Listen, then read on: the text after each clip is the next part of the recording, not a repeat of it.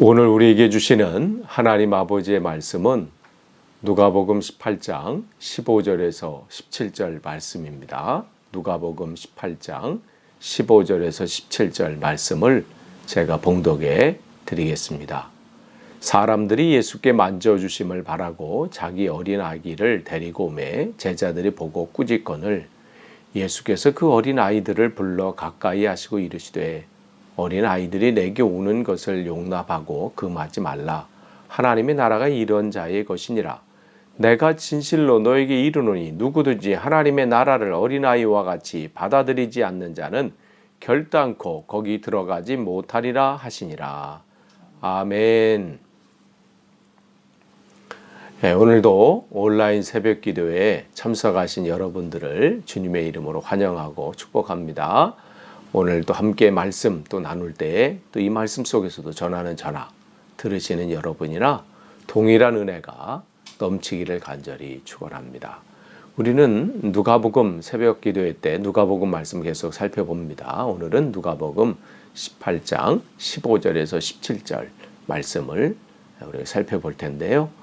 여러분이 지난번 말씀, 지난주 말씀이죠.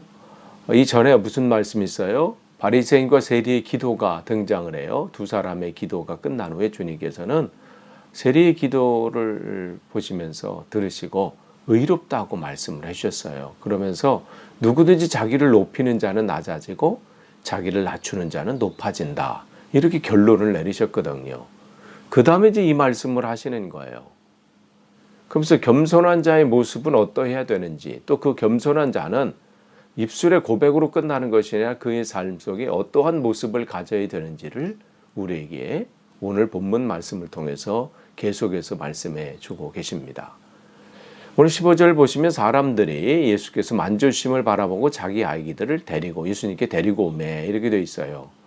당시에 예수님의 교훈의 말씀 또 천국 복음 말씀을 들으려고 찾아오는 많은 사람들이 있었잖아요. 그런 사람들 가운데 어린아이를 데리고 오는 사람들이 있었습니다. 여기서 아기 이렇게 표현되어 있는데 누가복음에는 지금 여기 본문에는 젖먹이는 아이 이렇게 표현되어 있습니다. 그러니까 그 아이를 이제 데리고 오는 거예요. 정말 어린 아이들이죠. 그 아이를 데리고 오는데 이들은 당시의 그 습관대로, 당시의 이제 관습대로 자기들이 존경하는 랍비들이나 선생님에게 자기 어린 아이를 데리고 와서 축복 기도해 주기를 바라는, 그렇게 안수 기도해 주기를 바라는 마음으로 데려오는 일들이 그 당시에 있었습니다. 그러니까 이날도 많은 부모가 이제 자기 자녀들을 데리고 와서 예수님으로부터 축복 기도를 받기를 원했던 것이죠. 이제 그런데 여기 보면 제자들이 그러한 일들이 이제 벌어지고 있는 그때의 제자들이 보고 꾸짖거늘 이렇게 돼 있어요. 그러니까 제자들은 이러한 이제 일들이 일어나니까 예수님께 나오는 이들, 그러니까 이렇게 이들이 한두 명도 아니고 계속해서 끊이질 않자 제자들은 이제 그들을 이제 가로막고 나선 겁니다.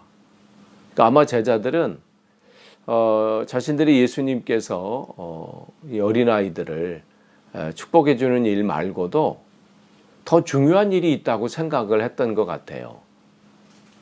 그러니까 제자들이 중요하다고 생각하는 그 기준에 있어서는 지금 어린아이들이 지금 이 부모가 그들의 이제 어린아이들을 데리고 예수님께 와서 이제 축복기도 하는 이런 것들이 그들의 우선순위에서는 밀린 것이죠.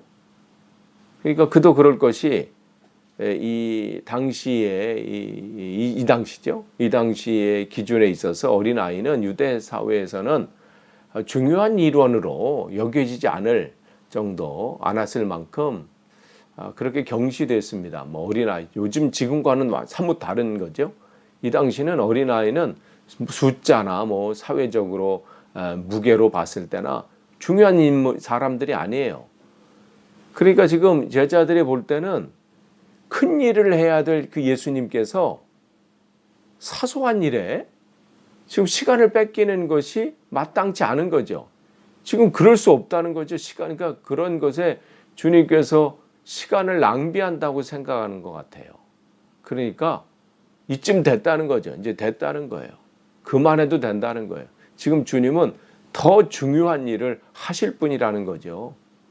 그런 일로 어떻게 해요? 예수님께 나오는 이들을 막는 거예요. 이걸 보면서 우리가 한번 생각해 볼 필요 있어요. 교회가 정말 중요한 일이 뭔가? 또 목사가 정말 중요한 일이 뭘까? 또 우리 교회가 정말 이곳에 하나님께서 채싱턴 한인교회로 우리를 불러주셨는데 우리가 세워진 그 교회, 여러분 우리 가운데 여러분이 기억을 해볼 필요가 있죠. 또 이 영상을 보시는 여러분들은 또 여러분의 교회에서 우리 교회가 세워진 목적이 뭐고 또 우리 교회가 중요하게 여겨야 될 일이 뭘까? 이거를 우리가 늘 기억을 해야 될 필요가 있죠. 무엇가 중요하고 뭐가 덜 중요한가? 그리고 누가 중요하고 누가 덜 중요한가? 장년부가 중요하고 청년부는 덜한가? 아니면 청년부가 중요하고 학생부는 아동부는 덜한가? 우리가 한번 생각해 볼 필요 있어요. 우리 교회 안에 어떤 사람이 더 중요한가? 어떤 사람이 오는 게 중요하고 어떤 사람이 오는 게 우리 교회에 더 보탬이다나? 만약에 이러한 생각들이 우리 안에서 구분되어지고 또 이러한 것이 나눠진다면 바로 그때부터 어떻게 해요? 그 교회는 병들기 시작하는 거예요. 처음에 교회가 시작할 때 목사 부부만 있었을 때 가족만 있었다가 한 영혼이 한 사람이 교회 찾아오면 얼마나 그냥 뭐 천하를 얻은 것처럼 그렇게 하다가 한 사람 한 사람 늘어나면서 숫자가 늘어나면 마음이 바뀌어지는 것이 일수지요. 그러니까 성경은 정말 오늘 주님께서 뭘 말씀하시는 거예요?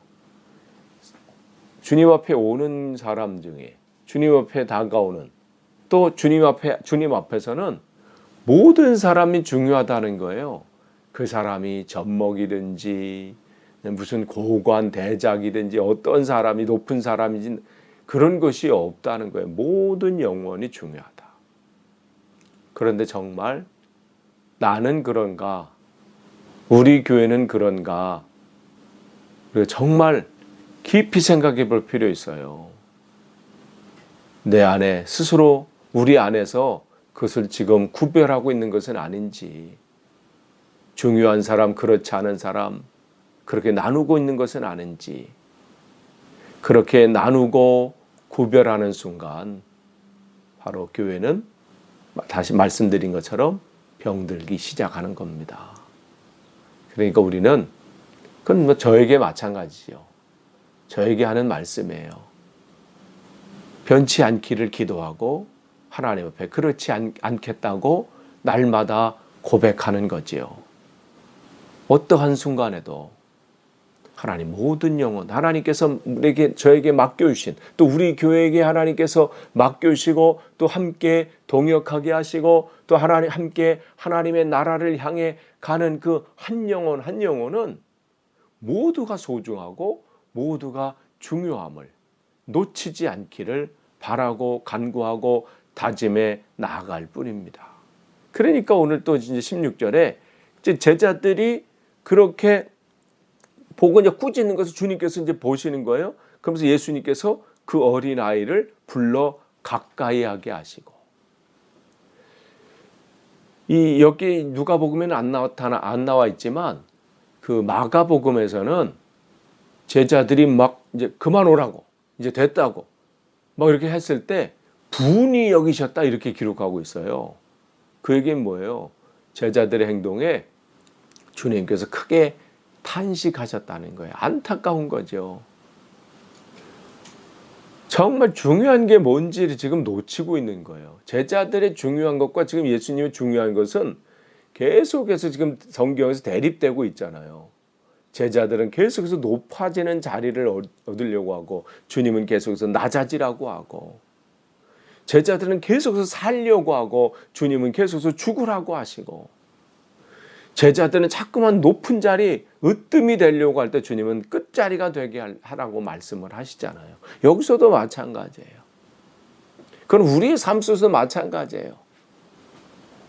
날마다 주님은 섬김을 받는 것보다는 섬기라고 하는데, 우리는 조금만 지나면 섬기기를 바라고 하고 인정받기를 바라고 하고 뭐 이런 마음들이 불쑥불쑥 우리에게 올라오잖아요. 겉으로는 한 영혼 한 영혼이 귀하다고 말은 하는데, 또 교회마다 그렇게 구호를 외치지만 정말 마음 깊은 곳에 중요한 사람과 그렇지 않은 사람 구분하고 우선순위를 매기고 있다면 그것은 주님 보시기에 안타까운 모습인 거죠. 부끄러운 고백이지만 저도 처음 목회할 때는 이런 마음들이 있었어요. 교회 연장이 찾아오거나 아니면 학교 선생님이 찾아오거나 뭐 이러면 마음가짐이 달라지는 건 어쩔 수 없었어요. 한때 그랬었지요. 근데도 끊임없이 그런 마음들이 생기지 않도록 지금도 하나님 날마다 고백하고 다짐하고 또 하나님 앞에 죽은 자로 여기고 주의 몸 되어 살기를 오늘도 나아가는 것이죠. 세리와 죄인들의 구원하기 위해서, 세리와 죄인들을 구원하기 위해서 그러한 모습에 애쓰시고 또 다가가시고 그들에게 복음을 전하는 모습을 보고 수군거렸던 그 바리새인들 또 서기관들이 있었잖아요. 근데 그들에게 주님께서는 잃은 양의 비유를 통해서 또 잃어버린 드라크마를 비유를 통해서 계속해서 말씀하시잖아요. 한 영혼이 정말 중요하다.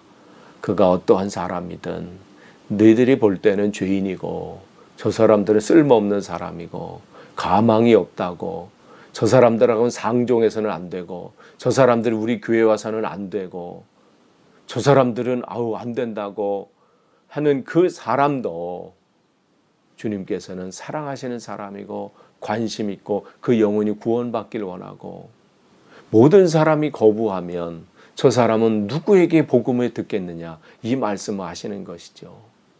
누군가에게는 그에게 복음을 전해야 되잖아요. 세상 사람들이 다 배척해 버리면, 세상 사람들이 다 거부하고 세상 사람들이 다 그와 등지면 그에게 누가 복음을 전하겠어요?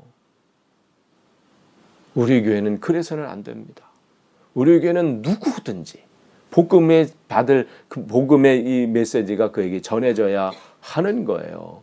그러니까 지금 그렇게 구분하지 못하는 바리새인들이나 그런 서기관들, 율법교사들 안타까운데, 지금 제자들도 그렇게 구분하고 있는 거예요.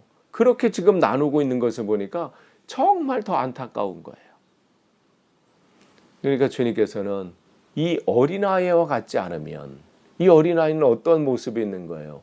그냥 그대로 수용하는 모습이 있잖아요. 하라면 하라는 데고, 뭐 이렇게 말하면 그대로 믿고, 갈급함이 그 안에 있어요. 정말 모든 것에 그냥 그렇게 하려고 하는 특별히 이제 어린 아이들에게는 그런 모습들이 있잖아요.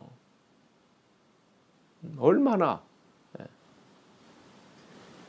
며칠 전에 저희 집에 우리 교회 태호라는 지금 이제 3살 된 아이죠.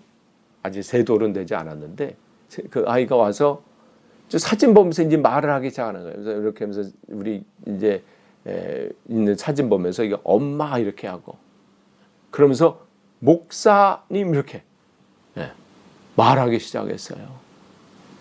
그냥 거기다 가르쳐주면 가르쳐준 대로 이게 엄마 해봐, 그냥 엄마라고 하고 막 따라하고 쫓아하고 하는데 얼마나 이쁜지 그 모습들이 있거든요.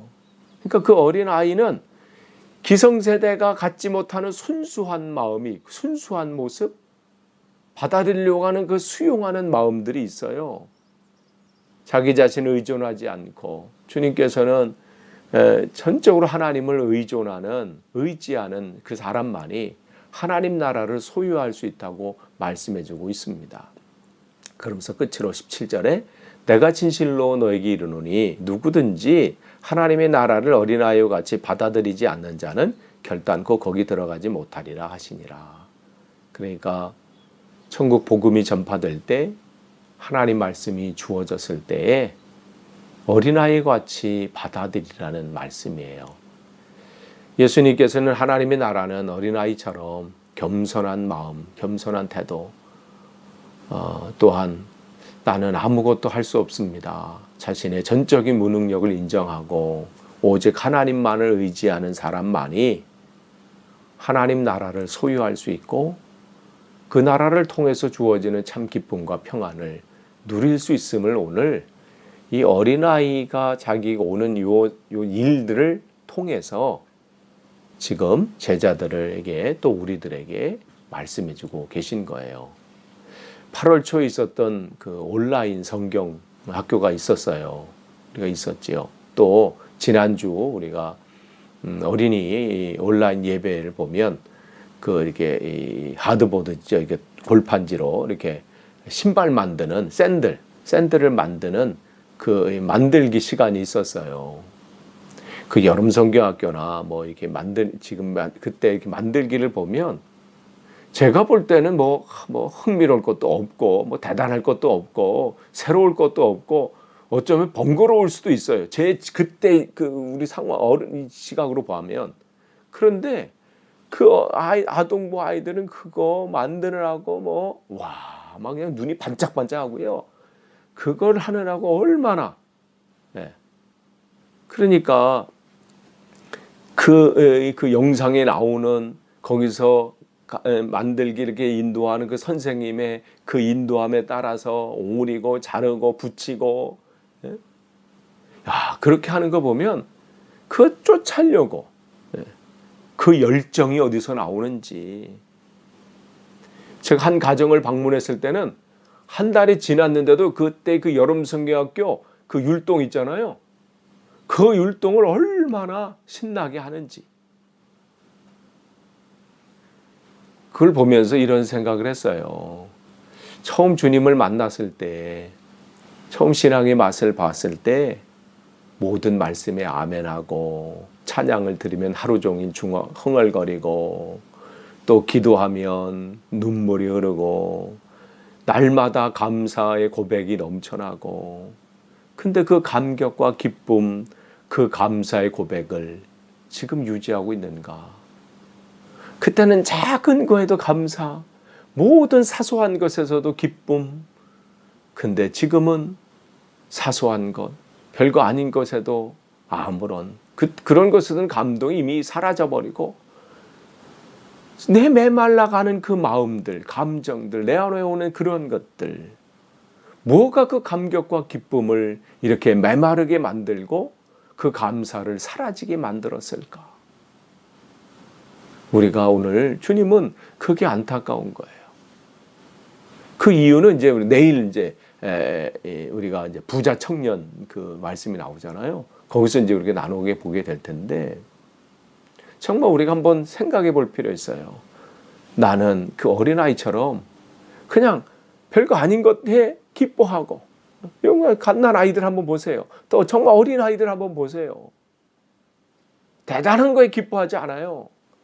사소한 것인데도 우리가 볼 때는 별거 아닌 것에도 기뻐하고 좋아하고 그런 것을 보는 거죠. 끝을 맺습니다. 천국에 들어가는 자는 반드시 여름 성경학교 만들기 시간에 선생님 말씀에 따라 오리라고 하면 오리고 붙이라고 하면 붙이고, 또 그렇게 하니까 뭘 거기서 하는 대로 그냥 그 따라하는 거잖아요. 그런 것처럼 주님께서 무슨 말씀 하시든지 전적으로 그 말씀을 신뢰하고, 정말 이 지난주 말씀처럼 세리처럼 하나님 나를 불쌍히 여기십시오. 나는 죄인입니다. 고백하는 겸손한 마음을 가지고 전적으로 주님의 은혜를 갈구하고 그렇게 살아야 된다는 것. 그래서 주님께서 다시 강조하고 계신 겁니다.